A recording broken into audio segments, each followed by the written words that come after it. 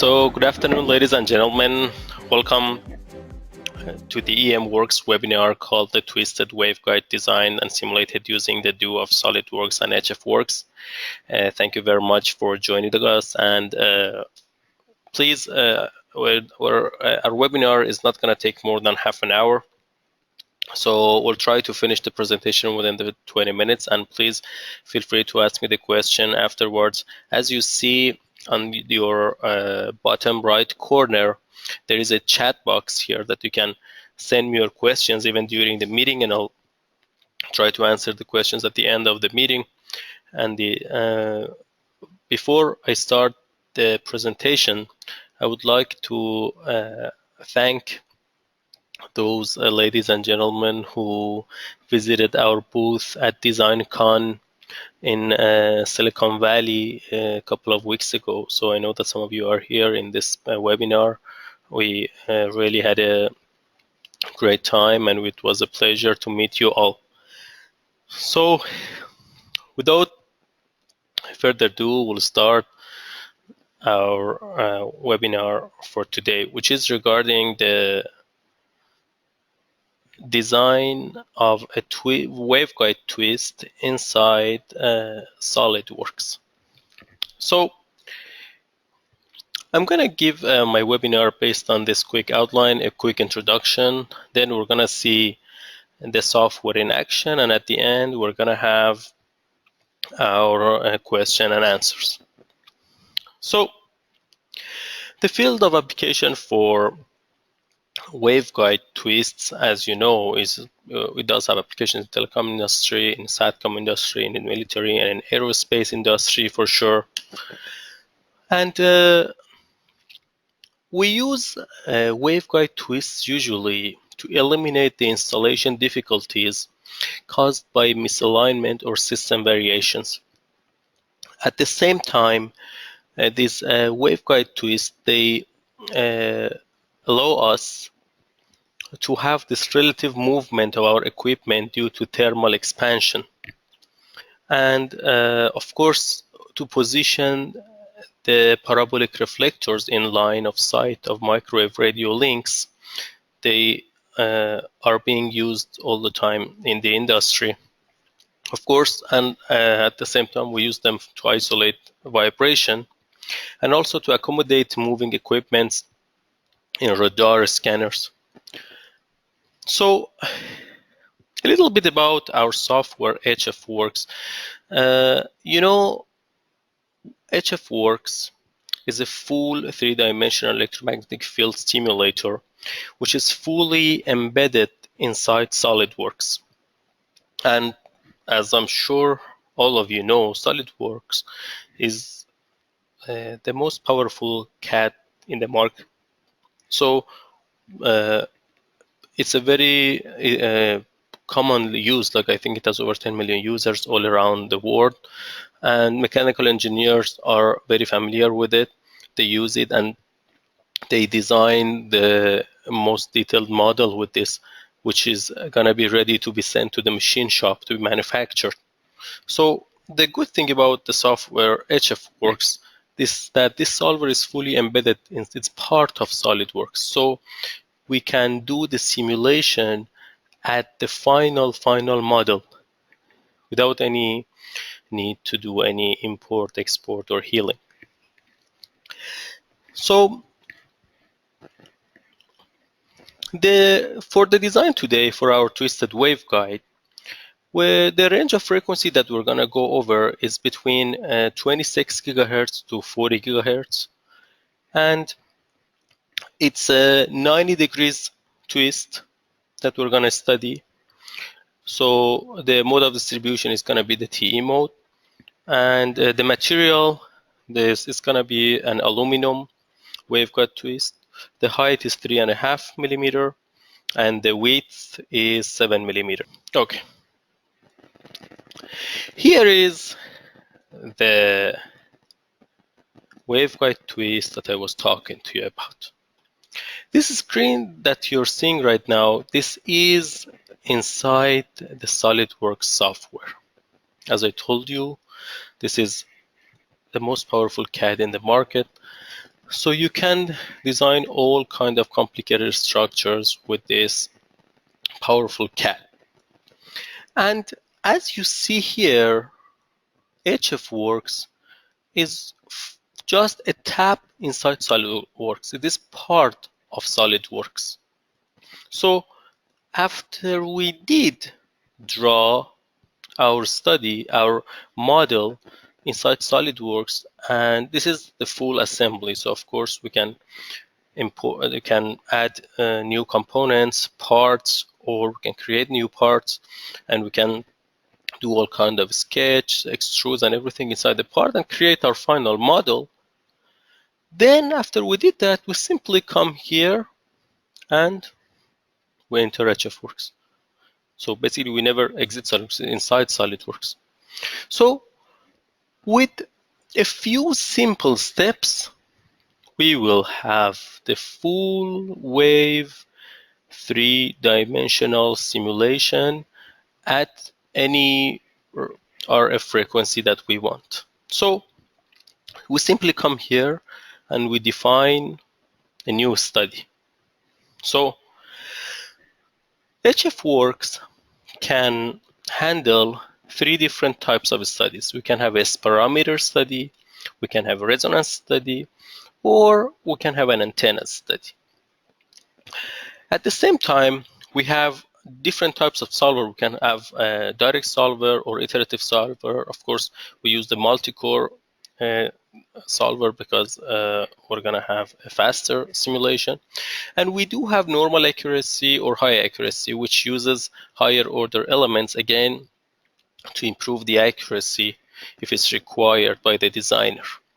We can also add parametrization to our study. If you want to see the port results only, we can skip the 3D simulation. We can add adaptive meshing if it's required. And we can also compute the breakdown voltage when we can define the input power at the port. Then we will define our frequency setting here, where we can have a discrete sweep or fast sweep. So discrete sweep solves the full scale problem at all points within the range, because here we are defining the range. For example, we want it between 26 to 40 gigahertz. But fast sweep, depending on the number of frequencies that we did, I say between these two frequencies, we want to have 401 points, for example. So it will consider an expansion points, which in this case is 33 gigahertz, the middle of the range.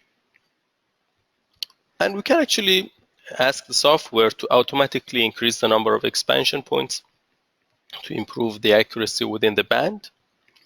So the rest of the band, except the expansion model, uses a reduced order model to approximate the result.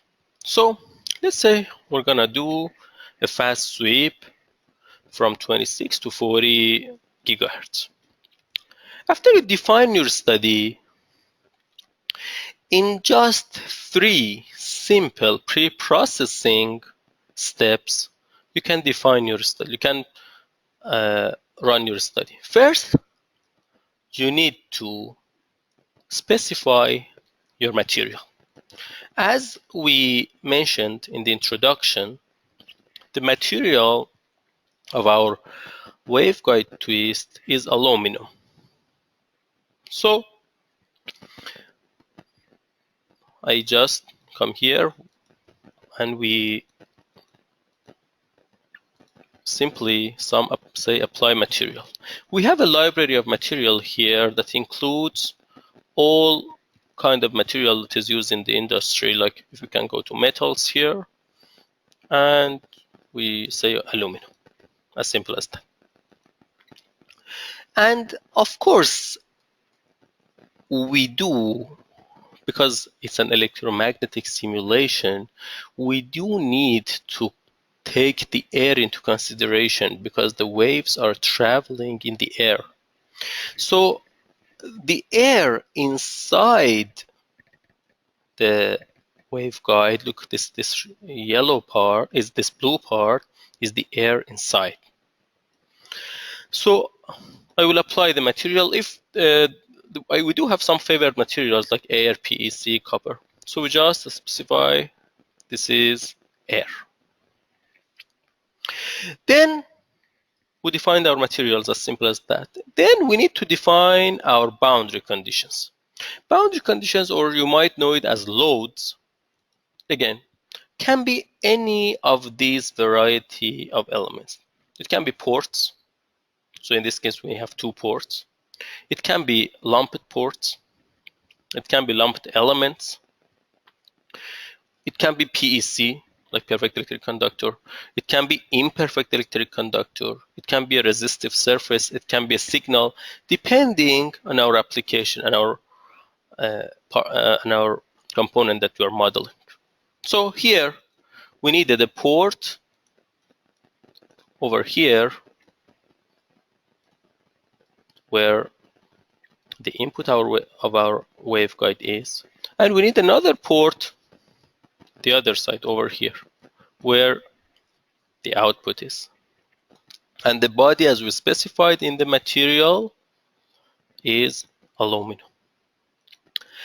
The third step that is kind of optional to take is meshing the structure.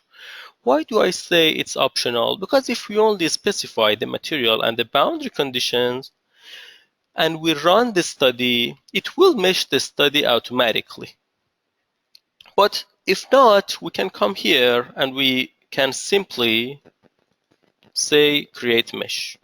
By creating mesh, we can just simply moving this bar from left to right to specify whether we want a coarse mesh or fine mesh, depending on the accuracy that we expect we are interested in. Because don't forget, this software is a finite element based software. So the finite element method, the interesting thing about it is that the accuracy of our simulation is in our hand. So the finer the mesh, the higher the accuracy. But that might not be enough, and we might need to specify our mesh size for different parts. For this purpose, we can apply mesh control. This is a very powerful tool because we can say that, for example, at any surface, or no, at any certain edge, or no, at any solid body, I want a particular mesh size. So this way, I can have a customized mesh size all around my structure. So, for example, in this structure, let me show you the mesh that I created. Look, in this metal part, because of this skin depth effect, we see that we don't need a very fine mesh. But in the air part, I needed a finer mesh. So I specified a smaller size at the air part. So this was the mesh that I chose for this study.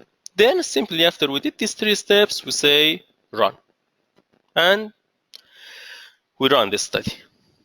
So it takes maybe, I don't know, maybe 5 minutes to run this study. And now we can take a quick look at the post-processing, which are the results. So in the results, we can have access. First of all, we're interested to see, it was a parameter study, so we want to see these parameters. So we can go to the plot, the 2D plot. I would say I want to see S11, S12. Let's say I want to see S11 and in dB. So here is my S11 between 26 to 30 gigahertz. I will see that here in all these frequencies, my S11 is below minus 20 dB, which is a very acceptable result. I might want to see it on a Smith chart. So I will simply say I want to see this one on a Smith chart because I need it for my design. Okay, see, and you know our plotting platform actually is very powerful. So you can come here, you can Let's make the line thicker. So just if you want to take a look, you can export this data. So your 2D plus, you can see all these as parameters that we want. But no, if you wanted the result in a tabular format, we have a result table. So in the result table, we can see the generalized S matrix, the renormalized S matrix, impedance matrix, admittance matrix, the port results, the VSWR. And at all frequencies, we have all this information. And we can simply export them to an Excel sheet, to CSV format, to XLX format. But it's the three-dimensional full wave solver. So of course we expect it to show us the three-dimensional results. So we would like to show the three-dimensional results. We're looking at our results, and we were at the three-dimensional results when we wanted to look at the electric field here. So let's just click on the electric field. Here is the fringe plot of the electric field, where we can see that this 90 degrees twist, how it changes the phase of the electric field. So you might say that this plot is not 100% clear. First of all, I can animate the field versus phase, so I can see the movement of the electric field. But I think for this plot, if I look at the vector plot, look, this vector plot is more clear. It shows me the movement of the electric field. And if I try to animate it here, I can clearly see the movement of the electric field inside this twist. And as you see, very smoothly, it changes the phase for 90 degrees here. So you can have all kind of options when you're looking at the plots. You can do clipping, you can do section clipping, you can do ISO clipping on the plots. So if you need a section clipping, simply you can decide any of the sections, like to see, you want to see that this section, or no at this section, or no at this section. So the same for the magnetic field. Or no, if you wanted to see the port field, of course, port field will give us a 2D result for the port field. So it will show us the port field either at port 1 or if you want it at port 2. So all these features with all the plotting options are available here to look into the electric field, the magnetic field, and whatever is necessary. Plus, we can have also 2D plots for the electric field. If we specify some point, for example, if we say from this point to this point, it can show us the variation of the electric field. If it's the 2D in the 2D field plot. So after that, we went over the 2D plots of the S11 and the result table and everything. And at the end, if we wanted to show a report of our study, we simply go on the report and we generate a report. We can do it either in Word format or HTML format. Say in Word format. You can add an introduction. You can define the model views that you want. We can say, for example, we want a cover page. We don't want a cover. We want to add a logo in the report, or we want the result table or not, the file information or not, and we simply say, okay, generate. And using the results that you looked at during the study, it creates a new report for you in Microsoft Word format, and it opens it right here. So inside SolidWorks, it opens the report for you, where all the results are plotted here. So if you wanted to share the results with someone who didn't have the software to open, you can simply share your results with some people, and it's inside here. So it's generated inside SolidWorks. So again, you don't need to get a screenshot or import or export. So I think I'm ready to take some questions.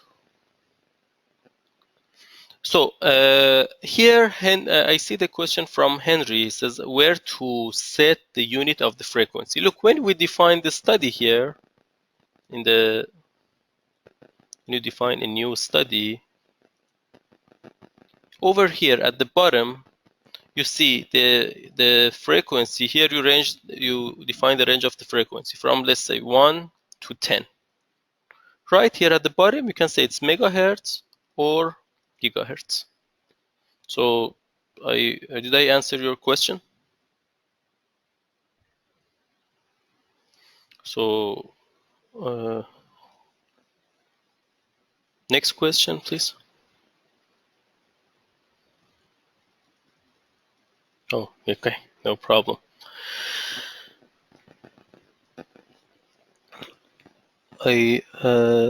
While you're thinking of the possible questions that you might have, we can go over these different boundary conditions. For example, if you decided to use an imperfect electric conductor, you can see that over here you can introduce a surface roughness for the material that you're, if I apply this surface as an imperfect electric conductor, I can specify the surface roughness over here. Or if I decide to use a resistive surface, I can introduce the real and imaginary part of the resistance of this surface here. And when I define my ports, my port can be a differential port, especially when people who are designing traces and like high speed connectors and these things. It's very important for them. You can define differential ports, and then you will introduce signals as loads in your traces. So this way you can use this differential port, or you can also have internal port or external port.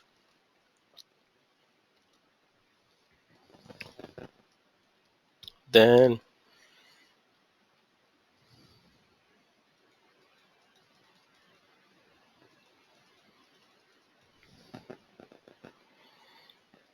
and here in the 2D electric parameters, in the plots, 2D plots, again, as I showed to you, you can plot also S12 if you want here. You can add this one. So we can take a look at the S12. And we can use our options in the plots. And we can, of course, superpose 2, 3 plots together. So we can add S11 and S12 both in the same plot. So it's gonna plots them in, see, in different colors, the same plot if you wanted to compare anything. Since I don't see any other question from the audience, I would like to thank you very much for attending the webinar again. It was a pleasure having you over here. And please, if you would like to try the software, email me at alex@emworks.com. Of course, for any inquiry, you're welcome to email support@emworks.com. So I leave you my email over here to alex@emworks.com. So I sent it to you. So please send me your information, so I'll arrange a trial version for you, so you can evaluate the software by yourself. Or if you had any special benchmark any model, any design that you already have, feel free to send it to us. We'll do a benchmarking for you. We'll send you the results so you can compare it with your measurements or with other simulations that you had. If there was any NDAs necessary, please let us know, so we'll sign the NDAs and you will comfortably send your designs and we'll go over them and we do benchmarking for you. So I look forward to hear back from all of you, and have a great day. Enjoy the rest of the evening. Thank you very much for your attendance. Bye.